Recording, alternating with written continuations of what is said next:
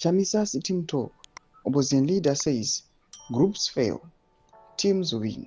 In a fresh rallying call, Zarabana Mashu Obdash talk Pankwa Inoi, the opposition leader Nelson Chamisa, Arukunko Pankwa Inoi, is now in another chaos. More the opposition, Tiona could actually face some attacks from some opposition leaders. It was subscribe or like on the pay icon. Tipping on both truth, Manoboda poster, Nelson Chamisa and my allies like Rachiti.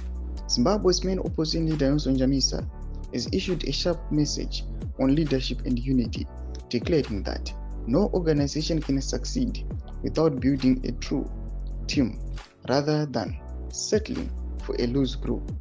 In a punchy reflection, Chamisa warned that groups are often divided, competitive, and siloed, and the individuals focused on outshining one another instead of working together.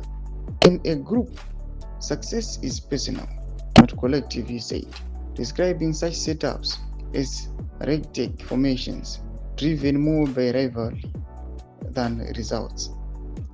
By contrast, Chamisa said, a real team is built on shared purpose, clear roles, trust and accountability.